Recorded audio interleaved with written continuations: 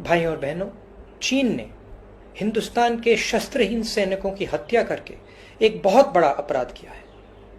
मैं पूछना चाहता हूं, इन वीरों को बिना हथियार खतरे की ओर किसने भेजा और क्यों भेजा? कौन जिम्मेदार है? धन्यवाद। गलवान घाटी के युद्ध में आपको पता होगा कि वो झड़प कैसे हुई। वो झड़प हुई हाथों से, मुक्कों से, लातों से और कुछ ऐसे वेपनों से जैसे लाइक डंडा हो गया। हाँ, और डंडे में चीनी सैनिक डंडे में कोई तार बांध के ले आए थे, अटकड़ी टाइप। हाँ, उससे झड़प हुई। कोई भी फायर आर्म एक्टिविटी नहीं हुई वहां पे। क्यों? क्योंकि मैं आपको बता दूं, इन 1993 एंड इन 1996 भारत और चीन में जो बॉर्डर एग्रीमेंट साइन हुआ था उसमें साफ साफ, पहले मैं 1993 के एग्रीमेंट की आपसे चर्चा करा देता हूँ। 1993 के एग्रीमेंट में ये साइन हुआ था कि दोनों तरफ के सैनिक एक दूसरे की सीमाओं का कभी भी उल्लंघन नहीं करेंगे, और अगर उल्लंघन किया, जैसे कि भारतीय सैनिक चीन के लैंड पे चला गया, तो फिर चीनी सैनिकों को सिर्फ इतना बोलना है, यहाँ क्यों आ रहे हो, तो और फिर बस इतने ही लाइन से वो जो भारतीय सैनिक है उसको वापस मुड़ जाना है। हाँ, एक तो ये, और दूसरा, दोनों सैनिक जो है, भारत जो है चीन की माटी की भी रिस्पेक्ट करेगा और चीन जो है भारत की माटी की भी रिस्पेक्ट करेगा। दोनों एक दूसरे देश की माटी की रिस्पेक्ट करेंगे, कोई भेदभाव की भावना अपने दिल में, अपने मन में नहीं रखेंगे। ये बहुत मोटा मोटी बात हुआ था उस एग्रीमेंट में।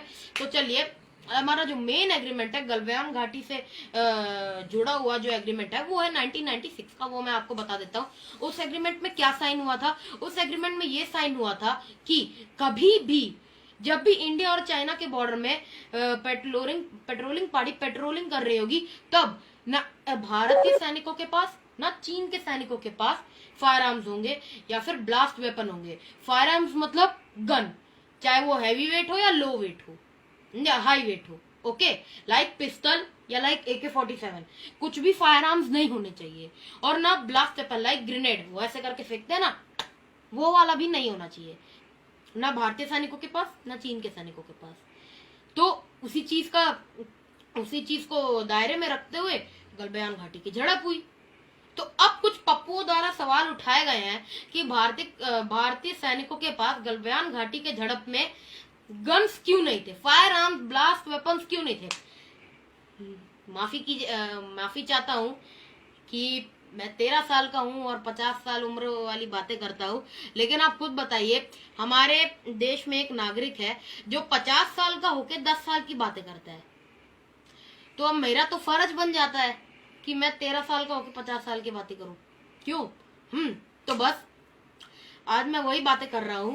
देखिए, अच्छा, और ये जो एग्रीमेंट साइन हुआ, ये जिस समय एग्रीमेंट साइन हुआ, भारत में रूलिंग पार्टी कौन थी? भारत में रूलिंग पार्टी थी SD देवगौड़ा की। वही SD देवगौड़ा जो अपने सपने में भी सो जाते थे, आप सबको मालूम होगा। हाँ, और वो जो एग्रीमेंट था उसको सपोर्ट कौन सी पार्टी कर रही थी? उसको सपोर्ट कर रही थी कांग्रेस पार्टी। और आप सबको मालूम होगा, अभी कुछ दिनों पहले राहुल गांधी ने कांग्रेस के अध्यक्ष पद से इस्तीफा दिया है।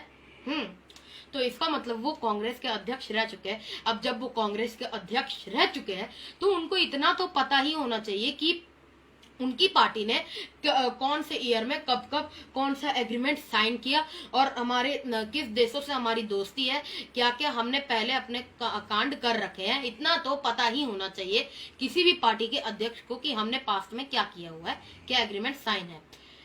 अब 1996 का जो एग्रीमेंट था वो कांग्रेस सरकार द्वारा ही सपोर्टेड किया जा रहा था SD देवगौड़ा को। तो जब कांग्रेस ही समर्थन कर रही थी इस एग्रीमेंट का, और क्योंकि राहुल गांधी कांग्रेस के ही नेता है, तो उनको तो इतनी बात पता ही होनी चाहिए थी कि इंडिया चीन जब झड़प हो रही थी गलवान घाटी में, तो फिर फायर आर्म्स क्यों नहीं उठाए गए। उनको तो ये पता ही होना चाहिए था कि 1996 में समझौता हुआ था, इसीलिए उसको मद्देनजर रखते हुए सिर्फ हाथापाई हुई, मुक्काबाजी चली, इसलिए फायर आर्म्स नहीं उठाए गए। ये अगर यही देश का हाल रहेगा, ऐसे ही नेता आते रहेंगे ना, तो मैं बता रहा हूँ देश का फ्यूचर जो है पूरा का पूरा नाली में जा रहा है, कचड़े में जा रहा है।